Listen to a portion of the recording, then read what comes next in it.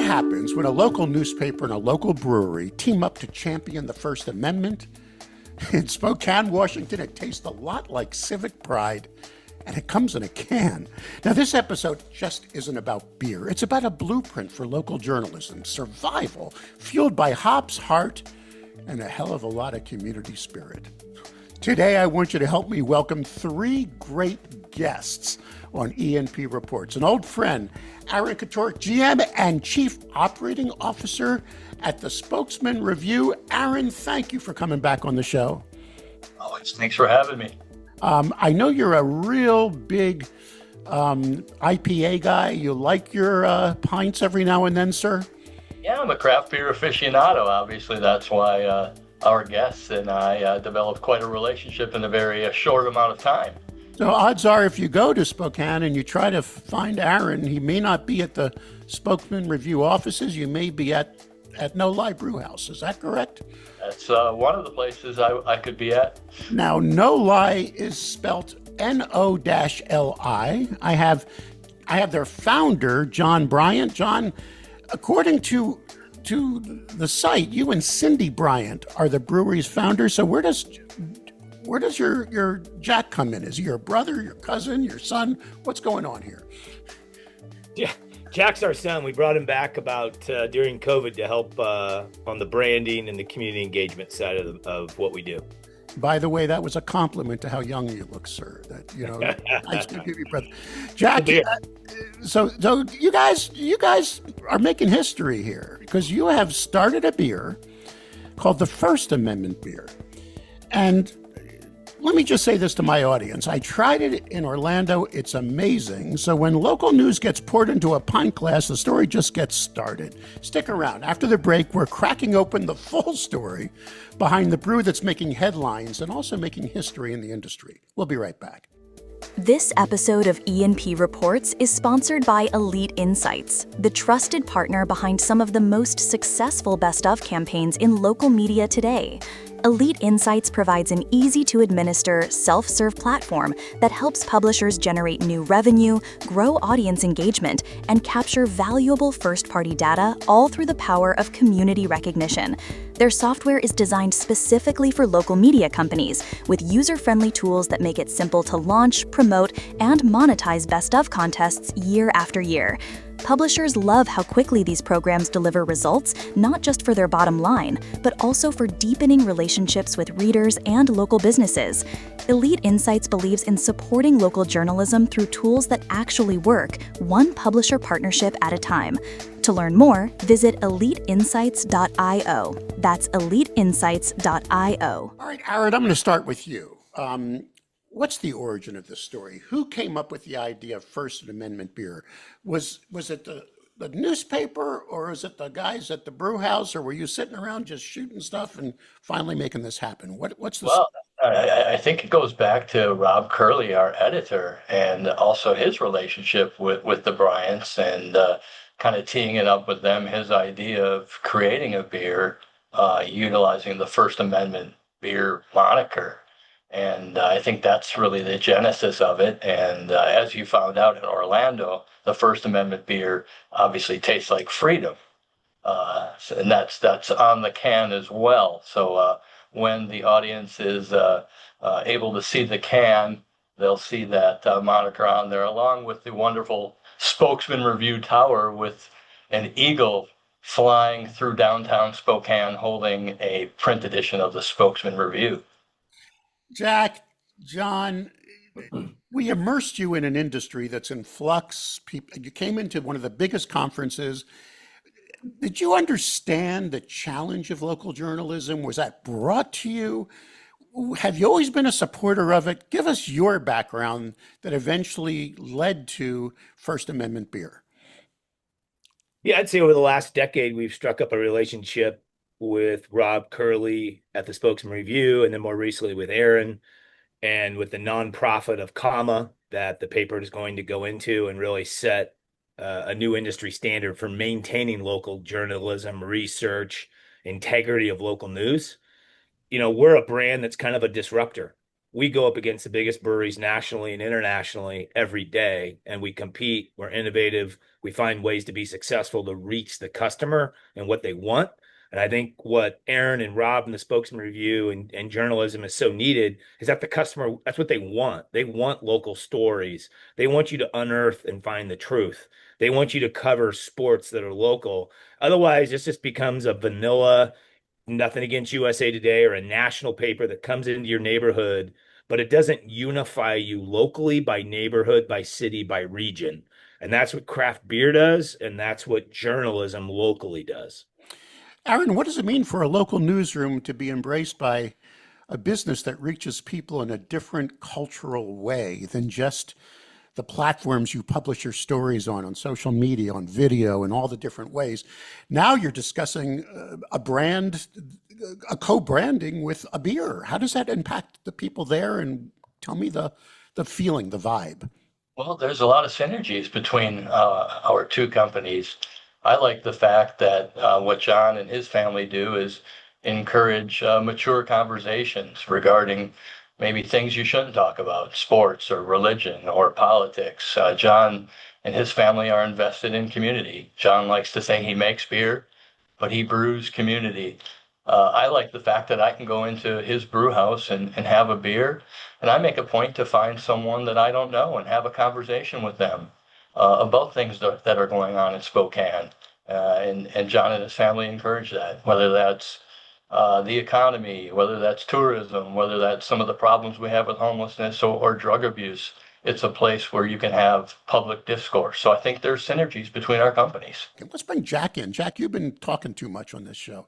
You are the official, okay, I'm going to use the title that we explored, brand guy. So you're looking at No-Li not just as a brewery, but a brand.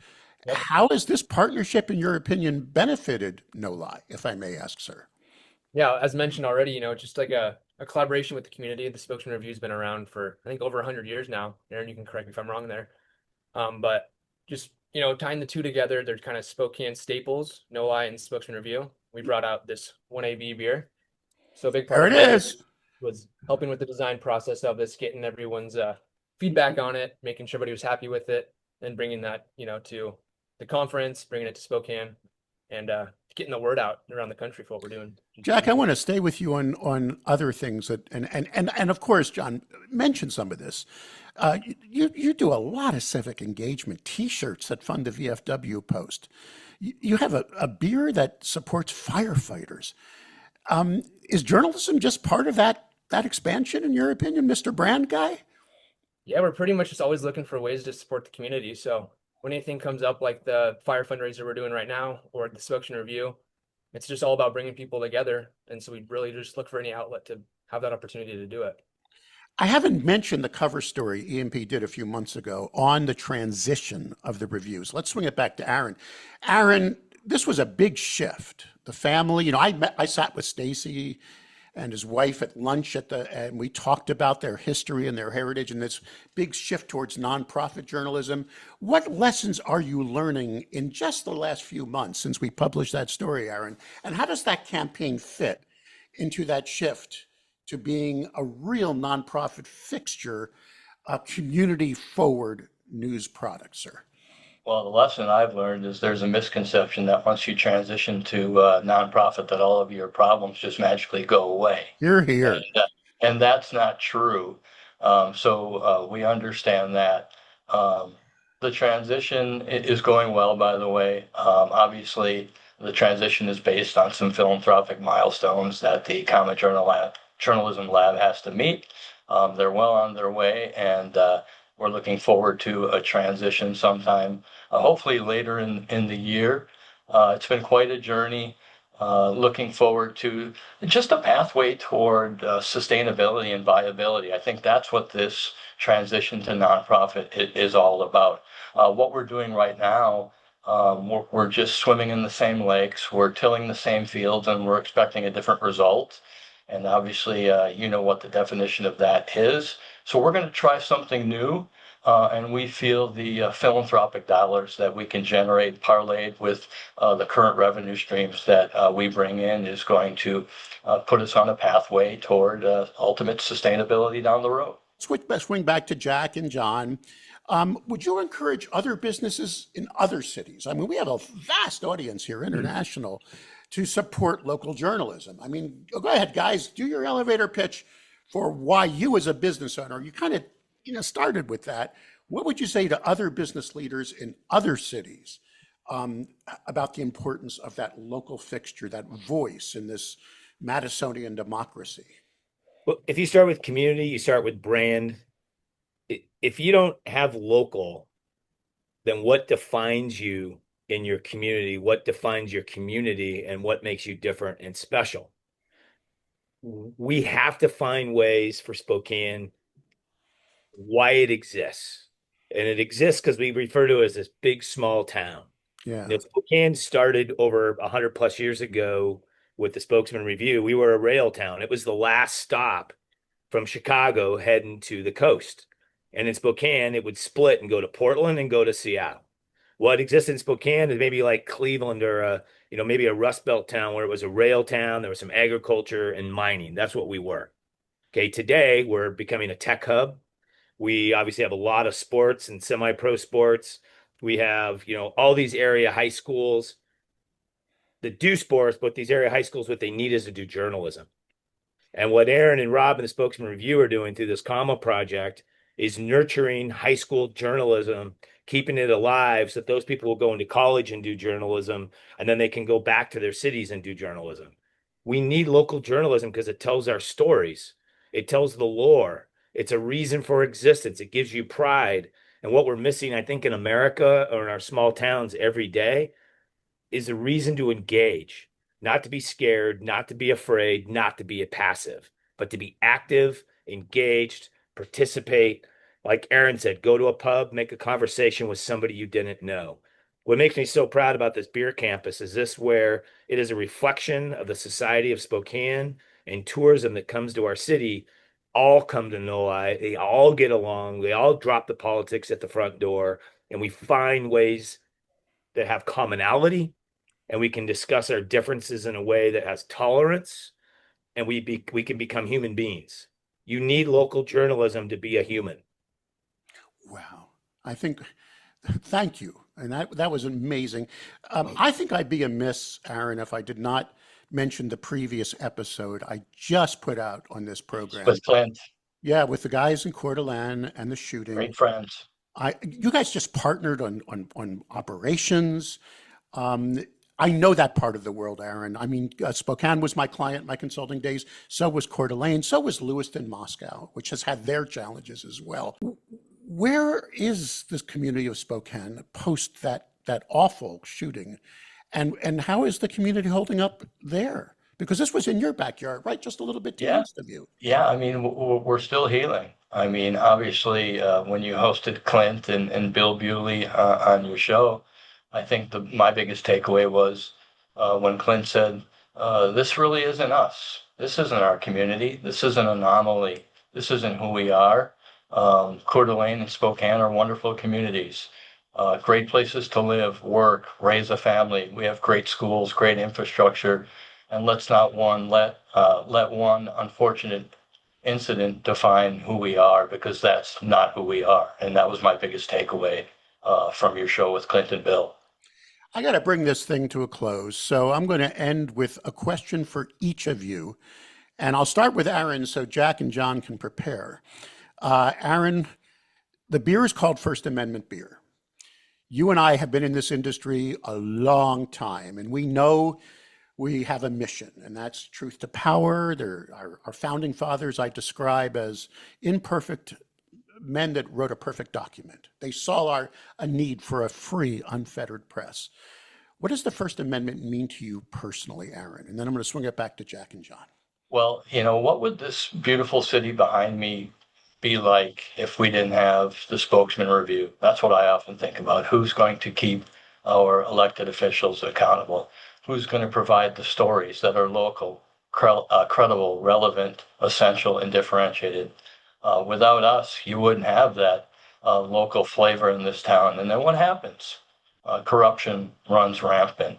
And so we have the largest newsroom, to my knowledge, in markets that operate between 500,000 and 1 million adults in the United States. We have a newsroom close to 70 employees, and we're very proud of that. And Rob and his team do a wonderful job of going out and telling the stories that affect the people's lives in the communities we serve. And just imagine without us what those communities would be like. I think they would be much worse off than what they are today.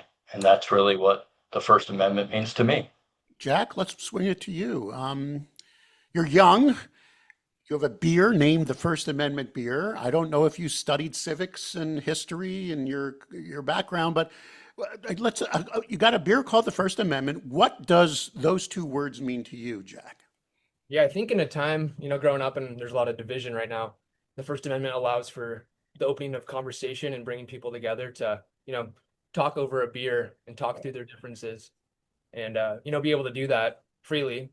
And, I think sew relationships together and just bring people together, open those conversations. John? I look at it this way. If you want a strip mall with a Panda Express and all the national franchises in it, well, then you can have national media that covers your city that way. If you want a healthy downtown and vibrant and local business and local politicians and local sports teams and local journalists and a local unifying power and energy why people would come to Spokane, well, then you need a First Amendment beer because it gives you permission. It gives you permission to disrupt. It does give you permission to challenge authority. It gives you permission, like Aaron said, to unearth the wrongs and try to bring them to light. But it also gives you permission to highlight the positives that we have. And I think the unifying part of that horrific tragedy in Coeur d'Alene is that I think it's redefining what we lead with, which is love and respect. And love is not a weak word. Love is not a Valentine's Day card. Love is a badass individual who has confidence, who will fight for what they believe in, and they do it with respect.